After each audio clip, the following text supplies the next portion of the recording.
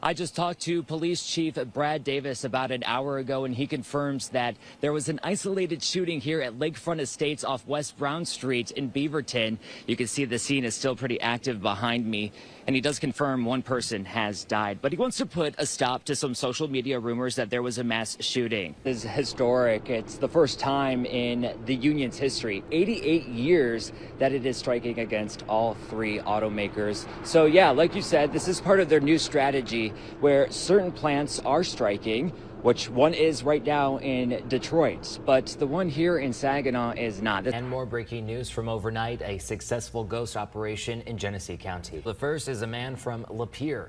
The second, a former sergeant who worked in Tuscola and Genesee counties and in Florida. The third, a man from Genesee County who the sheriff says works in the auto parts industry. Lauren, thank you. Breaking news now, a missing Burton woman was found safe. 20-year-old Monica Latrice Griffin went missing from an adult foster care home. This was news we first brought you earlier this week. Police issuing a missing endangered alert Sunday, saying she had life-threatening medical issues and needed medication. Hitting the jackpot. The winning ticket for last night's massive $842 million Powerball jackpot was bought right here in mid-Michigan at the Food Castle in Grand Blanc. We appreciate you joining us for TV5 News at noon. I'm Blake Keller, in for Colette today. This is the second largest jackpot ever won in Michigan. We have TV5's Lenita Brooks joining us live from Grand Blanc with more on that winning ticket.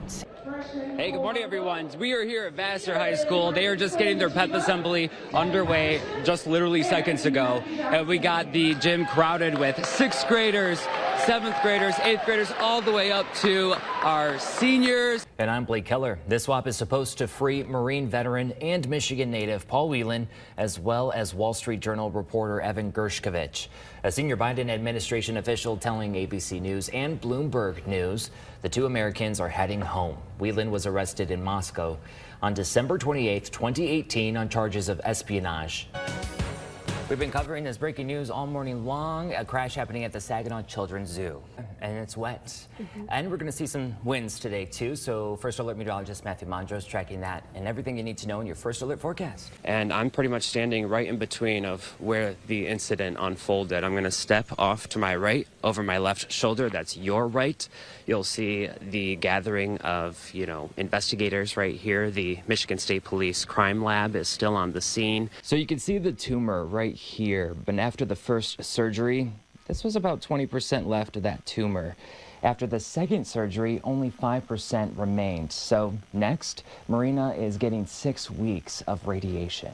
This workplace model allows staff to spend less time in here and more time at home with their friends and family, and they say they don't think they're ever going to go back to any other type of schedule. GM's deal is similar to agreements from Ford and Stellantis. Voting at Ford wraps up Saturday and on Tuesday for Stellantis. And now that those contracts are approved, we are looking at what's really next for the UAW. Tim, how is people with your local chapter feeling about the decision? It looks like you guys voted yes. Yeah, my local is extremely happy. We're here at Wheeler Landing Yacht Club in Bay City, and that's where the Freedom Boat Club is also stationed. And with me this morning, we have Adam Banta, membership executive, and he's just going to run us through a little bit of the process. If you don't know what Freedom Boat Club is, how it works, he's the guy that's going to make it all easy. And that's pretty much the goal of Freedom Boat Club, making boating easy. So, Adam, tell us a little bit about what to do when we get here. Say you're already signed up to be a member. What's next? A former employee of the Diocese of Lansing and member of the LGBT community says this is still progress. Patrick Wells O'Brien is Catholic and worked for the diocese for 21 years, loving his job, but ultimately making the decision to leave so he could marry his husband. He was 15 years old when he shot and killed 4 students on November 30th, 2021, hurting several others, including a teacher. He admitted guilt more than a year ago to 24 charges, including first-degree murder and terrorism. This summer, a judge determined he is eligible for a life sentence without parole. This is WNEN TV5 News. A former president pays a visit to the UAW. I side with the auto workers of America and with those who want to make America great again. This morning, we recap Donald Trump's trip to Michigan. Former President Donald Trump in Michigan Wednesday, telling UAW workers he is siding with them while taking shots at President Joe Biden. Breaking overnight, investigators are now searching for a motive after shootings at Michigan State University killed at least 3 people. Another 5 victims were transported to the hospital and are in critical condition. Police say the suspect later took his own life. This morning, Rashad Trice facing even more charges. The Macomb County prosecutor announcing multiple felonies against the 26-year-old accused of Winter's kidnapping. A big day for the Michigan Wolverines. We're waking up winners and so happy. Last night, they won the National College Football Championship. They defeated the Washington Huskies 34-13. As you said, we texted you yesterday, can you come on the show just in case, the Lions win? And you go, the Lions will win. I will see you there. I love the confidence. We will celebrate a victory, is what I told you. And I'm like, let's do this. What? I had like an anxiety attack on my drive home because I was still feeling the heat. Oh my gosh. Yeah. Maybe I would have went to emergency. I know, right? You might have to after eating this. Wow. I don't know. You don't like spicy stuff anyway, so you would be. Well, I like the flavor of spicy stuff, but I can't You can't do it. Yeah. I can't handle it. Oh my Matthew would gosh. straight up go to the hospital. Yes. I probably would. Grab my hand here, I'm gonna turn, and boom, elbow across, elbow back, and now I have enough to get away.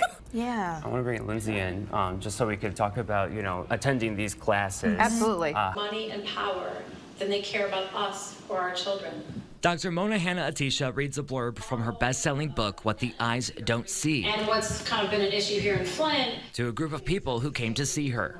we've had a ripple effect across this country. It's a story of many things. Refusing to accept the status quo, refusing to accept poisoned water, refusing to accept all these conditions that make it hard for our kids to be healthy and successful. And people got to ask her questions That sometimes those same agencies that are supposed and understand the water crisis from her perspective. But it's also a book that's filled with history and really kind of having this heightened antenna for injustice. It was at Flint Public Library this month. It was a great discussion.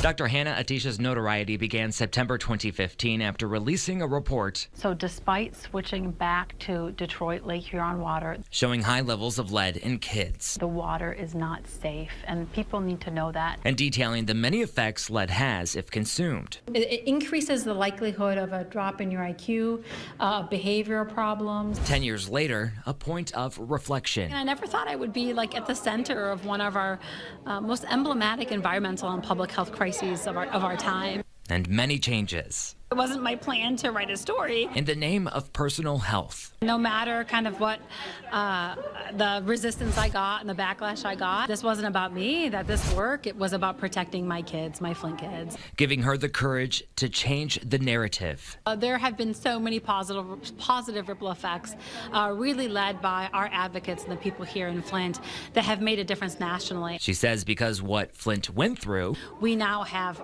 billions of dollars invested in safer drinking water. We have stronger regulations. still acknowledging the crisis was preventable. The neat thing is that we've been able to make sure that future Flints don't continue to happen. But she's optimistic for kids' futures in Flint. So that is a story that I am so excited to talk about. Saying the new RX Kids program has the same spirit as the Flint water crisis. We, as a community, refuse to accept poisoned water, and we as a community are standing together and refusing to accept children growing up in poverty. 10 years later, this pediatrician and now author So here is another amazing example of Flint leading the nation. leaving signatures in her book For the kids. and leaving her mark on the nation and on Flint. We are grateful to Dr. Mona's dedication to our communities. In Flint, I'm Blake Keller. WNEM TV 5.